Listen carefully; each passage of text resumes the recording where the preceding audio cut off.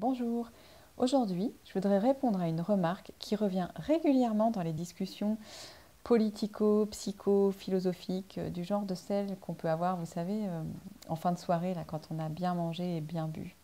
Et j'ai remarqué que souvent ça se termine par quelque chose du genre ouais, c'est bien joli tes idées de bisounours, mais on peut rien faire. On n'a pas le pouvoir ni l'argent pour changer les choses. Bon, et bien une fois que ça c'est dit, et ben c'est dit, et il reste plus grand chose à faire qu'à aller se coucher et en reparler à tête reposée. Donc, à tête reposée, voilà ce que ça m'inspire.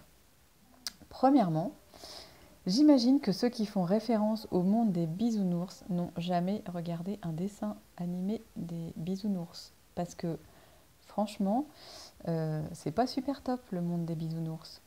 Il y a des vilains méchants qui font peur. D'ailleurs, ma fille, elle devait avoir un peu moins de 3 ans quand on a regardé un épisode qu'on nous avait donné, un DVD. Et ben, elle a eu franchement peur.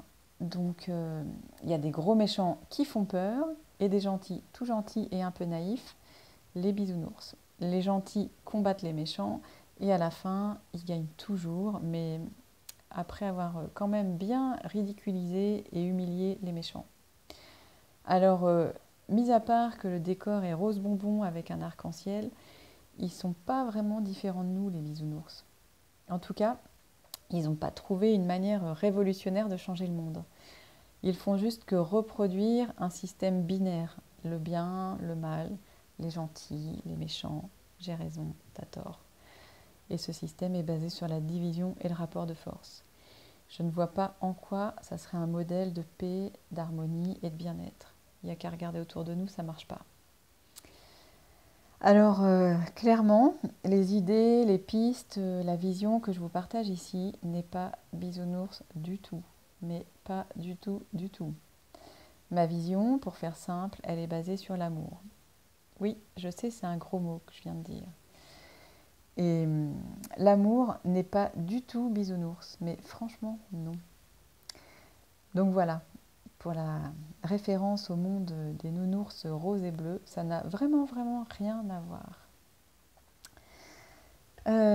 Pour la suite de la remarque qui dit en gros qu'on ne peut rien faire, qu'on n'a ni le pouvoir ni l'argent pour changer le monde, eh bien moi, et je ne suis pas la seule, je soutiens au contraire et j'affirme que chacun a le pouvoir d'agir au quotidien dans sa vie avec ses proches, ses voisins, ses amis, et que si nous sommes de plus en plus nombreux à agir avec conscience et bienveillance, ça aura un impact bien plus profond sur le monde que ce que l'on pense en général.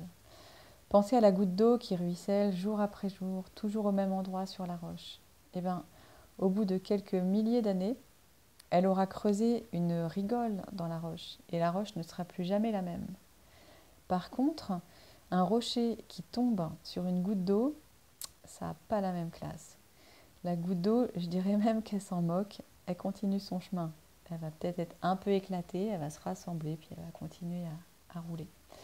Alors, c'est qui a le pouvoir de changer le monde? La goutte d'eau ou le rocher? On est d'accord, bien sûr, ça demande de la patience, de la persévérance, mais au final, il y a un vrai potentiel chez toutes les petites gouttes d'eau que nous sommes. Alors, pour illustrer tout ça, avec un exemple simple et concret, je vous ai apporté un livre pour enfants que j'aime beaucoup. C'est important, les livres pour enfants, parce que ça imprime des images, des schémas de fonctionnement, des façons de voir le monde dans la tête des enfants.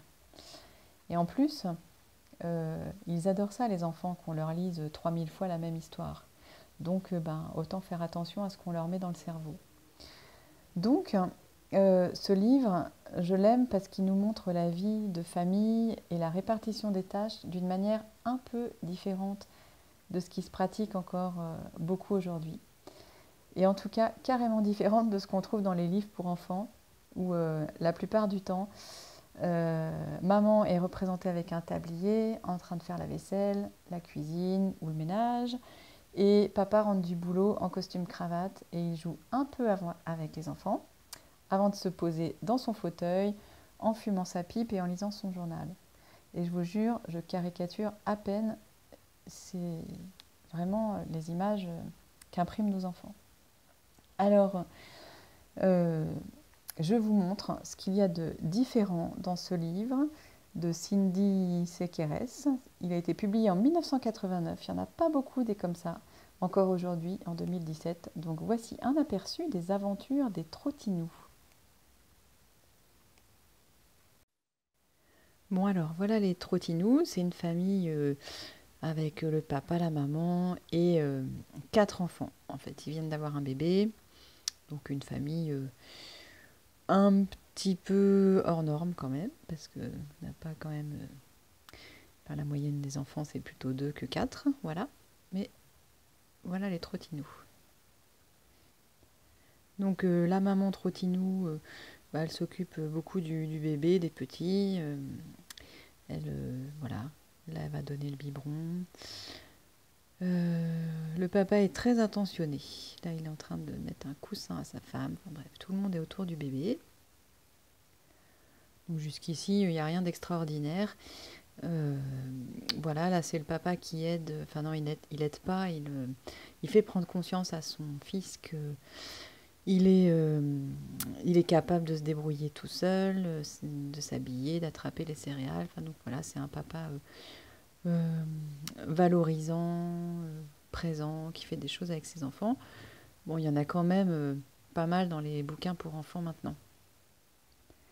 Là où ça devient intéressant, c'est, voilà, ce jour-là, maman est très occupée parce qu'elle peint un tableau. Alors ça, c'est assez rare dans les livres. Et ce qui est encore plus rare, c'est que papa aussi est très occupé, il étend le linge et surveille le bébé. Alors ça, moi, j'ai rarement vu dans un livre pour enfants un papa qui fait ça. Ensuite, pendant que la maman continue à peindre, eh ben, le papa il fait un atelier avec les enfants. Ils vont fabriquer des instruments de musique. Et ils préparent ensemble le repas. Donc c'est les enfants qui mettent la table. Donc là, ce qui est sympa, c'est que les enfants participent, ils mettent la table, ils préparent à manger. Donc ils ont une certaine autonomie, on les encourage à faire des trucs seuls, même les petits, voilà. Donc ça, c'est aussi assez rare dans les représentations qu'on voit dans les livres. Et après, ils vont tous faire un concert, ils ont chacun leur instrument de musique, la maman chante, voilà, et le bébé est en train de patauger dans la peinture. Ils ont l'air super contents, super heureux. Et après, c'est le papa qui donne le bain au bébé. Et le petit frère là qui est en train d'essuyer par terre la peinture. Les 2 frères et sœurs, là, les grands, sont encore en train de préparer à manger. Enfin voilà, chacun s'occupe. Et ce qui est intéressant, c'est que pendant ce temps-là, qu'est-ce qu'elle fait la maman? Elle est en train de peindre des cœurs sur le banjo de son mari et des étoiles et des zigzags sur les tambours et castagnettes des enfants. Et le lendemain, ça recommence. Le papa se lève super tôt et il étend le linge avant de partir chercher des objets pour décorer la maison. Donc voilà, c'est étonnant en fait dans un livre pour enfants de voir ça, quoi. Et ensuite, là c'est la maman et les enfants. Ils ont fait une grasse mat, elle les a préparés, puis ils sont allés dans le jardin pour jouer. Voilà, un moment il pleut, donc ils chantent des chansons sous un champignon. Après ils pique-niquent, enfin ils passent des chouettes moments ensemble. Et le papa rentre avec tous ses trésors et il a même trouvé une bague qu'il offre à sa femme qui va lui faire un diadème. Et après sa dure journée à l'extérieur, le papa, qu'est-ce qu'il fait? Il prépare à manger. Voilà. Pendant ce temps-là, la maman, elle est en train de coudre.